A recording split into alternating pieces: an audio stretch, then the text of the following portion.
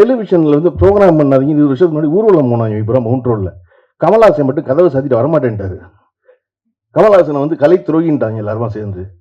அவர் சொன்னார்ட்டே வீட்டுக்குள்ளே வந்துருச்சு சினிமா, உங்களுக்கு புரியலையான்னாரு. இன்னைக்கு ரிலீஸ் பண்ணுற ஒரு சாதாரண படத்தை 300 ஸ்க்ரீன் ரிலீஸ் பண்ணுறோம். இந்த வேலையை 15 வருஷம் ஒன்றே சொன்னார் கமல்ஹாசன். தயவு செஞ்சு நடந்து போகிற தூரத்தில் இருக்க தேட்டரில் போகிற ரிலீஸ் பண்ணுங்கள் படத்துக்கு. சினிமாவுக்கான வாழ்நாள் காலம் குறைஞ்சிருச்சு, அதற்கு பதிலாக வியூவர்ஸை தான் நான் மதியப்படுத்தணும் அப்படின்னு சொன்னார். அதெல்லாம் சினிமாவை என்ன நீங்கள் அப்படின்னாங்க. இப்படி இதனால் தொடர்ச்சியாக இன்னொன்று வேறு, இந்த யூடியூப்பில் உட்காந்துக்கிட்டு பணம் சம்பாதிச்சு அத்தனை ப்ரொடியூசர் உட்காந்துக்கிட்டு சினிமாவே ஓடலைன்னு சொல்லிட்டு படம் எடுத்துகிட்டே இருக்காங்க. இந்த வேலையை மல்லிப்பாட்டு விட்டு விறுவிறுன்னு நிறைய வேலை செய்வதுதான் முக்கியம். அந்த அமீர் வந்து கமல்ஹாசன் ரசிகன், நான் ரஜினிகாந்த் ரசிகன். ஆனால் 2 பேருக்கு பிடிச்ச ஒரு வருஷம் என்னென்னா, 2 கை 2 கால் இல்லாட்டினாலும் இந்த காலி பொழைச்சிக்குவான் சார், இந்த காலி கெட்ட பைசாருன்னு நான் எதுவும் இருக்கேன். மகேந்திரன் சார்ட்ட சொல்லி நான் மகிழ்ந்திருக்கேன். எப்படி சார் அப்படி ஒரு வருஷம் எழுதுறீங்க அப்படின்னு. அது நம்ம தானே அப்படிம்பாரு. அடிக்குறல் அது நம்ம தானே அப்படிம்பாரு. அதை போல நாம் தொடர்ச்சியாக வலுவோடு இருப்பது என்பது எல்லாராலும் இருக்க முடியாது, எல்லாரையும் எதிர்த்து பேச முடியாது. சினிமாவில் ஏன் இவ்வளோ அழுத்தத்துக்கு ஆளாகிறான், ஏன் இவ்வளோ ஸ்ட்ரெஸ்ஃபுல்லாக இருக்குது சினிமா லைஃபு, ஏன் இவ்வளோ ஒழுக்கக்கேடான செயல்களுக்கு தன்னை தளர்த்தும், அது தன்னை ரிலாக்ஸ் பண்ணணும் நம்பி வேறு காரியங்கள் செய்ய ஆரம்பிக்கிறா அப்படின்னா உன்னத்தையுமே சொல்ல முடியல. எவன் வாய்ப்பு கொடுப்பான், எவனை நாளைக்கு கும்பிட வேண்டியிருக்கும், எந்த காரை திறக்க வேண்டியது தெரியாததுனால மனசுக்குள்ளே வச்சுக்க வேண்டியிருக்கு எல்லாத்தையும். அந்த ப்ரொடியூசர் கவுன்சில் அறிக்கை எனக்கு என்னன்னு தெரியல. ஓடிடிலாம் போய் நடிக்காதீங்கன்னு நடிகர்களில் போகிறான். அதாவது சினிமாவில் நடித்தா ஓடியில் நடிக்காதீங்க, சினிமாவில் இயக்குனா ஓடிடியில் போய் படம் இயக்காது. ஐயா என்ன நடக்குது உலகத்துலன்னு புரியாமல் இவன் வேற குறுக்க நடக்கிறான்டான்னு குனிய வச்சு முதுகில் அடிக்கிறவங்களதான். எப்பவுமே கால மெதுவும் அதுக்கு பொருந்தாத ஒன்று பேசிக்கிட்டே இருக்கும் அந்த கவுன்சில். நடிகர்களை இன்ஸ்டாகிராமில் பார்த்து கூப்பிட்டுக்கிட்டு இருக்காங்க. இப்போ போய் நீங்கள் வந்து ஓடிடியில் நடிக்காதீங்க, அங்கே நடிக்க, எங்கேயாவது ஒருத்தர் நல்லா நடித்தா கூப்பிடுவாங்க இல்லையா, இங்கே நல்லா நடிச்சா அங்கே கூப்பிடுவாங்க, 10 இடத்துல கூப்பிடுவாங்க நல்லா சமைக்கிறோன்னு. அடுத்ததா சினிமாவில் ஒரு டெக்னிக் சொல்லுவாங்க, 4th வால் பிரேக்கிங் அப்படின்ற ஒரு டெக்னிக். இவர் பேசும்போதும் இவரோட கருத்தியல் சித்தாந்தமும் 4th வால் பிரேக்கிங்காக தான் இருந்திருக்கு. ஸோ டிரெக்டர் ஆக்டர் திரு கரு பழனியப்பன் அவர்களை பேசுவதற்கு அழைக்கிறேன்.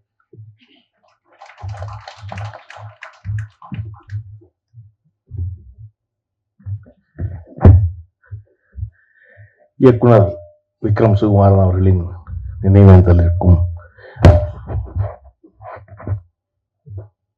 அந்த மைக்கு சரி பண்ணுறதுக்கு வேற யாராவது ஆள்ற கையெல்லாம் பார்த்து.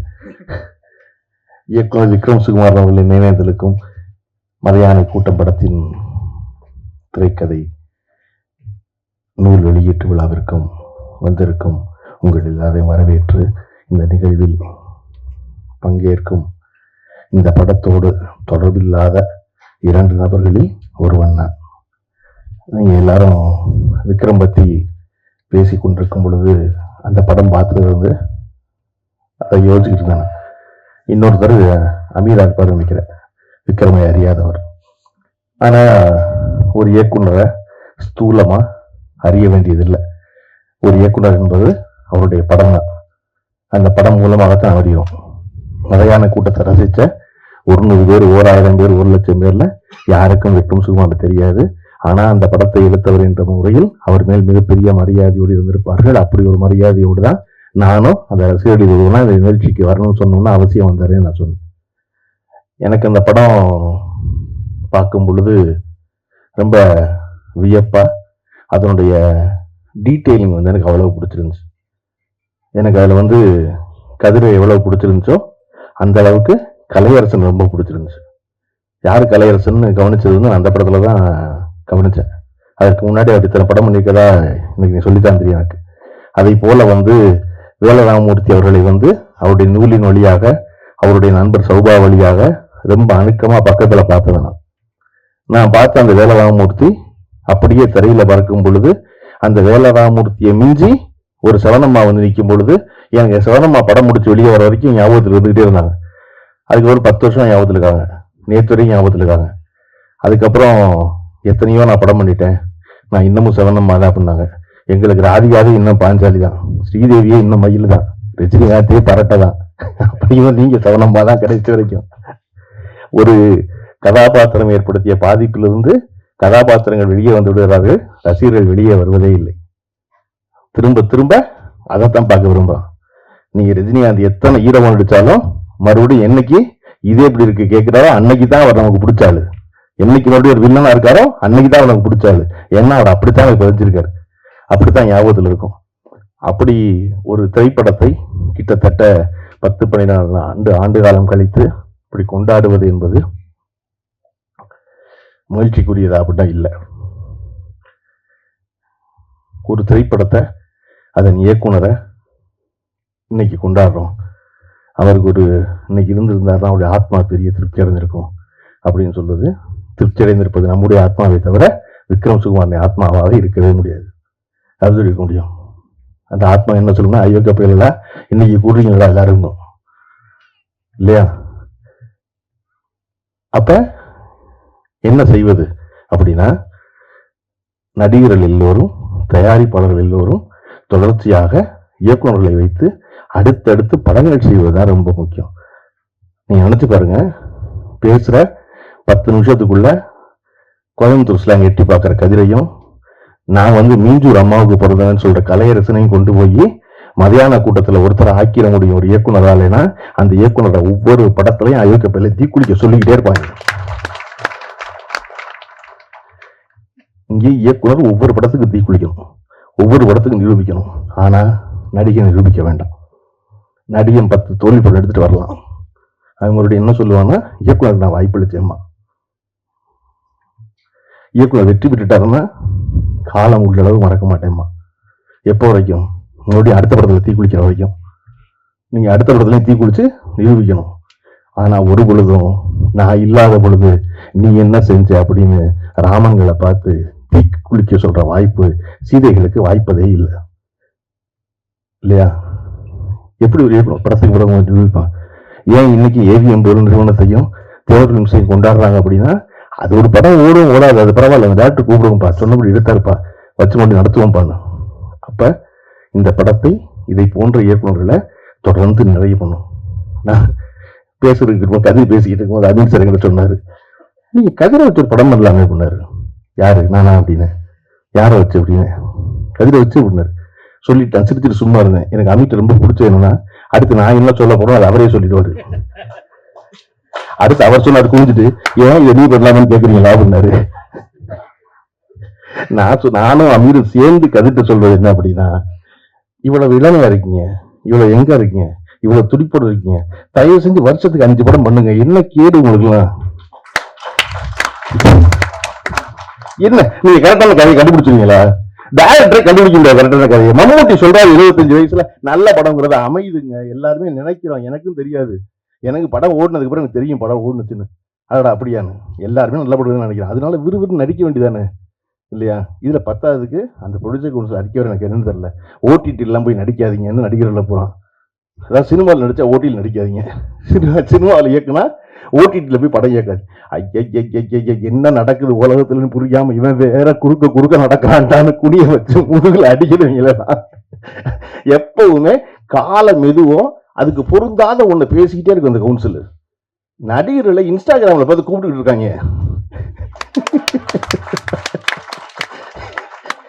இப்ப போய் நீங்க ஓடிடியில் நடிக்காதீங்க, அங்க நடிக்க. எங்கேயாவது ஒருத்தர் நல்லா நடிச்சா கூப்பிடுவாங்க, இல்லையா? இங்க நல்லா நடிச்சா அங்க கூப்பிடுவாங்க, 10 இடத்துல கூப்பிடுவாங்க நல்லா சமைக்கிறோன்னு, இல்லையா? அப்ப இது என்ன இப்படித்தான் எனக்கு நல்ல ஞாபகம் இருக்கு இன்னமும். அதாவது டெலிவிஷன்ல ப்ரோக்ராம் பண்ணாதீங்க. 20 வருஷத்துக்கு முன்னாடி ஊர்வலம் போனாங்க இப்போ மவுண்ட் ரோட்ல. கமல்ஹாசன் மட்டும் கதவை சாத்திட்டு வரமாட்டேன்ட்டாரு. கமல்ஹாசனை கலை துரோகின்ட்டாங்க எல்லாருமா சேர்ந்து. அவர் சொன்னாரு, வீட்டுக்குள்ள வந்துருச்சு சினிமா, உங்களுக்கு புரியலையான்னாரு. இன்னைக்கு ரிலீஸ் பண்ற ஒரு சாதாரண படத்தை 300 ஸ்கிரீன் ரிலீஸ் பண்றோம். இந்த வேலையை 15 வருஷம் ஒன்றி சொன்னார் கமல்ஹாசன். தயவு செஞ்சு நடந்து போற தூரத்தில் இருக்க தியேட்டர்ல போற ரிலீஸ் பண்ணுங்க படத்துக்கு. சினிமாவுக்கான வாழ்நாள் காலம் குறைஞ்சிருச்சு, அதற்கு பதிலாக வியூவர்ஸை தான் மதியப்படுத்தணும் அப்படின்னு சொன்னாரு. அதெல்லாம் சினிமாவை என்ன நீங்க அப்படின்னாங்க. இப்படி இதெல்லாம் தொடர்ச்சியாக இன்னொன்று வேற, இந்த யூடியூப்ல உட்காந்துக்கிட்டு பணம் சம்பாரிச்ச அத்தனை ப்ரொடியூசர் உட்காந்துக்கிட்டு சினிமாவே ஓடலைன்னு சொல்லிட்டு படம் எடுத்துட்டு இந்த வேலையை மல்லிப்பாட்டு விட்டு விறுவிறுன்னு நிறைய வேலை செய்வதுதான் முக்கியம். அந்த கவுன்சில் அறிக்கை அதுதானான்னு தெரியல முழுமையா. ஏன்னா எனக்கு அதில் சத்யஜோதி தியாகராஜர் இருந்தாரு, அவர் அறிவானவர். இல்ல சேர்க்க சரியில்லை அவருக்கும் தெரியல, இல்ல அங்க நடிக்காது இங்க நடிக்காதுன்னு. அதெல்லாம் அமித் சொன்னா அப்படியே சொல்லியிருக்காங்க, சும்மா இருக்க மாட்டாங்க வேற அப்படின்னாரு. அத இப்படி இருக்க காலச்சூழல்ல விக்ரம் சுகுமாரன் போல இங்க 100 இயக்குநர்கள் இருக்காங்க இல்லையா? நாம் நமக்கு முன்னாடி இருப்பவர்களை எப்படி கொண்டாடுகிறோமோ. நான் சமீபத்தில் ஒரு கவிதையினுடைய தமிழ் மொழிபெயர்ப்பு படிக்கும்போது அந்த அம்மா வெளிநாட்டு அம்மா விமானத்தில் போகும்போது தன்னோட ஒரு செடியை தூக்கிட்டு போகிறதா சொல்லி வர்ற கவிதையில், ஏன் எப்பொழுதுமே கையில் ஒரு செடியை தூக்கிட்டு போகணும் நாடு விட்டு நாடு போகும்போது அப்படின்னா, தன் வேர்களோடு இருக்கிற தொடர்பை விட்டு போகாமல் இருப்பதற்காக நான் தூக்கி செல்கிறேன்னு சொல்லுவான் அந்த கிழவி. அதை போல நமக்கு முன்னாடி இருப்பவர்களை நம்முடைய முன்னோடிகளை எப்படி கொண்டாடுகிறோமோ அப்படி நமக்கு பின்னாடி வந்தவர்களையும் கொண்டாடுவது ரொம்ப முக்கியம். பின்னாடி வருபவர்களுக்கு இந்த இருக்கான் பிரமாதமான அவர் சொல்றது ரொம்ப முக்கியம். என்னுடைய இயக்குனர் பார்த்திபன் அவர்களை நான் எப்பொழுதும் நினைத்துக் கொள்வதற்கான காரணம், பாக்கியராஜ் அவர்கள் ஒரு மிகப்பெரிய சாதனைக்கு சொந்தக்காரர். தன்னுடைய இயக்குனரை கொண்டாடும் பொழுது எவ்வளவு மனம் மகிழ்ந்து மனம் நிறைந்து கொண்டாடுவாரோ, அப்படி எந்த சாதனையும் செய்யாத தன்னுடைய உதவியாளனாகிய என்னை கொண்டாடும் போதும் அதே போல பழனி பிரமாதனால் என்னை கொண்டாடுவார். அப்ப தனக்கு முன்னாடி இருந்தவரை கொண்டாடுவதை போல பின்னாடி இருந்தவரை கொண்டாடுவது ரொம்ப முக்கியம். அப்படி விக்ரம் சுகுமாரனை கொண்டாடி இருக்க வேண்டும் அப்படின்னா கொண்டாடி இருக்கணும். முன்னாடி போது பின்னாடி கொண்டு பிரமாதம் ஒரு வேலை செஞ்சிருக்கானே, வேலை செய்யறானே அப்படின்னு. இந்த புத்தகத்துல ஒரு வரி கேமராமேன் ஒரு வரி சொல்லியிருக்காரு. நாங்க இந்த படத்தில் வேலை செய்யும் பொழுது எடுத்த முடிவுகளை இன்னைக்கு எடுப்போமான்னு எங்களுக்கு தெரியல. காரணம் இளமையின் காரணமாக மிக அசாதாரணமான முடிவுகளை சாதாரணமாக எடுத்தோம் அப்படின்னு. விக்ரம் சுகுமாரன் இருந்திருந்தால் இன்னைக்கும் அதே அசாதாரணமான முடிவுகளை சாதாரணமாக எடுத்தோம். அப்படி எவர் ஒருவர் தன்னுடைய துறைகளில் எடுக்கிறார்களோ அவர்கள் தான் நிலைத்து நிற்கிறார்கள். அதுக்கு வயது இளமை அதெல்லாம் காரணம் கிடையாது. அடுத்தடுத்து தொடர்ச்சியாக அந்த முடிவுகள் எடுக்கணும். எடுக்கிறதுக்கான வாய்ப்பு எல்லாருக்கும் கனியணும். கனிவதற்கான விஷயத்தை பரஸ்பரம் ஒருவருக்கொருவர் செய்து கொள்ள வேண்டும் என்பதுதான் முக்கியம் இல்லையா? கலையரசனை ஏதோ ஒரு இடத்துக்கு போய்கிட்டு இருக்கும் பொழுது போன் பண்ணி கூப்பிட்ட ஒரு உதவி இயக்குனர் வரல, அந்த உதவி இயக்குனருக்கு பாரு, அந்த உதவி இயக்குனரை தூக்கி கொண்டு போய் இயக்குனர் ஆக்குற முழு பொறுப்பு கலையரசனுக்கு இருக்கு. கலையரசனுக்கு மட்டும் இல்ல, கலையரசனும் உதாரணம். கலையரசன் ஏன்டா பைபிள் இத்தனை பேர் உட்காந்துருக்கு என்னை மட்டும் கோர்க்கிறாம நினைச்சு கூடாது. இல்ல இல்ல அது போல இல்ல சொல்றேன் கண்டுகிட்டு இல்ல, தொடர்ச்சியா பண்றது முக்கியம். தொடர்ச்சி அது வருமானம் நீங்க சொன்னீங்க இல்லையா, கல்யாணத்துக்கு போகும்போது 10,000 மொழிசை வாங்கின்னு, அந்த மாதிரி மறுபடியும் திருப்பி அடுத்த அவன் செஞ்சாதான் அவன் செய்வான் திருப்பி. அது தெரியாது உங்களுக்கு முதல்ல இல்ல, இல்லாட்டா மைக்கு போட்டு கூப்பிடுவாங்க தெரியுமா உங்களுக்கு பீஞ்சூர்ல தெரியாது, மைக்கில் கூப்பிடுவாங்க. வேலை உங்களுக்கு எப்படி சிரிக்காத பாருங்க, மைக்கில் கூப்பிடுவாங்க ஆளுங்க. தங்கச்சி மகளுக்கு மொய் செஞ்ச வகையில பண்ண பணம் 10,000 இன்னும் சேரல. ராமமூர்த்தி எங்க இருந்தாலும் வர வேண்டியது மாதிரி ராமமூர்த்தி பந்தியில் உட்கார்ந்து உதறிட்டு வரணும். அந்த மாதிரி பதிலுக்கு பதில் செய்வது இல்லாமல் செய்வது இயல்பாக ஒருவர் தாங்கி பிடிப்பது என்பது இல்லையா? இன்னைக்கு சிவனம்மான்னு ஒன்று தெரிஞ்ச உடனே இத்தனை இயக்குநர்களை கொண்டாடுவதை சொல்லி மகிழ்கிறார்கள் அந்த அம்மா. அப்ப ஒரு இடத்துல தெரிஞ்சுட்டா போதும், அந்த மாதிரி ஒரு தடவை செஞ்சுட்டா போதும், அதை தொடர்ந்து செய்ய வேண்டியது இருக்கிறது. இதை ஏன் என்னாலேயோ அமீராலேயோ ஒரு மேடையில் உட்கார்ந்து அவனை நீ படமுன்னு சிரிச்சிக்க முடியுதுன்னா, நாங்க அமீர் கமலஹாசன் ரசிகன், நான் ரஜினிகாந்த் ரசிகன். ஆனா 2 பேருக்கு பிடிச்ச ஒரு வருஷம் என்னன்னா, 2 கை 2 காலி இல்லாட்டாலும் அந்த காலி பொழைச்சுக்குவான் சார், அந்த காலி கெட்ட பைசாரு இருக்கும். மகேந்திரன் சார்ட்ட சொல்லி சொல்லி நான் எழுதிருக்கேன், எப்படி சார் அப்படி ஒரு வருஷம் எழுதிங்க அப்படின்னு. அது நம்ம தானே அடிப்பாரு, அடிக்கொருள் அது நம்ம தானே அப்படிப்பாரு. அதை போல நாம் தொடர்ச்சியாக வலுவோடு இருப்பது என்பது எல்லாராலும் இருக்க முடியாது, எல்லாரும் எதிர்த்து பேச முடியாது. சினிமால ஏன் இவ்வளவு அழுத்தத்துக்கு ஆளாகிறான், ஏன் இவ்வளவு ஸ்ட்ரெஸ்ஃபுல்லா இருக்கு சினிமா லைஃப், ஏன் இவ்வளவு ஒழுக்கக்கேடான செயல்களுக்கு தன்னை தளர்த்து தன்னை ரிலாக்ஸ் பண்ணணும் நம்பி வேற காரியங்கள் செய்ய ஆரம்பிக்கிறா அப்படின்னா ஒன்னத்தையுமே சொல்ல முடியல. எவன் வாய்ப்பு கொடுப்பான், எவனை நாளைக்கு கும்பிட வேண்டியிருக்கும், எந்த காரை திறக்க வேண்டியது தெரியாததுனால மனசுக்குள்ளே வச்சுக்க வேண்டியது, எல்லாத்தையும் மனசுக்குள்ள வச்சுக்க வேண்டியது இல்லைங்கும் போது ஒரு அழுத்தமும் இல்லை. என்ன செய்ய போறோம், நம்ம போய் நிம்மதியா தூங்க போறோம், அவன் தூங்காம இருக்க போறான். நான் அடிக்கடி சொல்லுவேன், நம்ம மனசுக்குள்ள நினைக்கிறத பேசாம போயிட்டோம்னா போய் நம்ம தூங்காம இருப்போம், ராத்திரி அவன் நிம்மதியா தூங்குவான். நம்ம நினைச்சதை பேசிட்டோம்னா அவன் போய் தூங்காம இருக்க போறான், நம்ம போய் நிம்மதியா தூங்க போறோம். அப்ப நமக்கு பிபி வராது, நமக்கு ஹார்ட் பிளாக் கிடையாது, நமக்கு ஒண்ணுமில்ல. நம்ம பாட்டுக்கு அடுத்த நாள் புத்தகத்தை படிச்சுட்டு வேளாமூர்த்தியவோ பிரபஞ்சனையோ படிச்சு விட்டு நம்ம பாட்டுக்கு பேசாம இருக்கலாம் இல்லையா? அப்ப இங்க அதை போல வாய்ப்பு எல்லோருக்கும் அமைவதில்லை.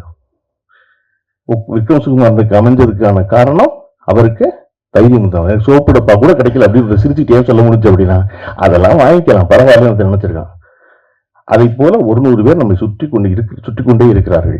சுற்றி கொண்டே இருப்பவர்களை எல்லோருமாக சேர்ந்து அவர்களின் கனவுகள் நனவாக அதற்கான வாய்ப்பை வழங்குவதற்கான துவக்கமாக இந்த விழா இருக்கும் எனில் நான் உங்களைப் போலவே பெரிதும் மகிழ்வேன். விக்ரம் சுகுமாரன் இந்த வாய்ப்பை ஏற்படுத்தி கொடுத்திருக்கிறார்.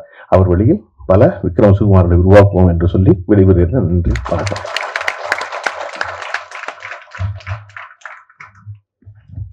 வாழ்த்துறை வழங்கியமைக்கு நன்றி சார். நீங்க சொன்ன மாதிரியே அந்த ஃபோர்த் வால் பிரேக்கிங் உங்க பேச்சாற்றல இருந்தது. இந்த நேரத்துல ஒரு முக்கியமான விஷயத்த பகிர்ந்துக்கணும்னு நினைக்கிறேன். புத்தகங்கள் படங்களா மாறினதை பார்த்திருக்கோம். வெகு சில படங்கள் மட்டும்தான் படங்கள்ல இருந்து புத்தகங்களா மாறுது. இதற்கு முக்கியமா காரணமா இருந்த இந்த படத்துக்கு ப்ரொடியூசரா இருந்த ஜி.வி. பிரகாஷ் அவர்களுக்கு இயக்குனர் விக்ரம் சுகுமார் குடும்பத்து சார்பாக நன்றி தெரிவிச்சுக்க வேண்டிய நேரம் இது. ஏன்னா அன்னைக்கு அந்த ப்ரொடியூசர் அந்த யங் ஏஜ்ல அந்த டிசிஷன் எடுக்கல அப்படின்னா இன்னைக்கு இப்படி ஒரு படைப்பு, இன்னைக்கு ஒரு புத்தகம், இப்படி ஒரு பெரிய விழா எதுவுமே நடந்திருக்காது. இந்த நேரத்தில் ஜி பிரகாஷ் அவர்களுக்கு, ப்ரொடியூசர் ஜி பிரகாஷ் அவர்களுக்கு மிகப்பெரிய நன்றி.